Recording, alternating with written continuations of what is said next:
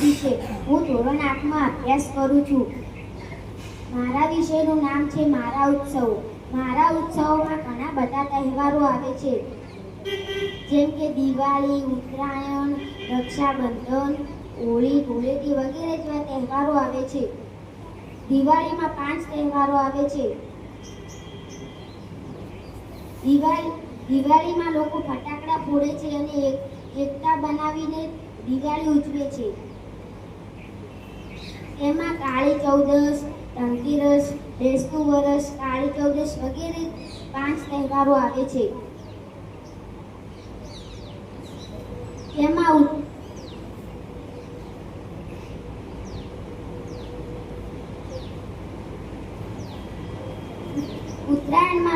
ઉત્તરાયણમાં લોકો પતંગ ચગાવે છે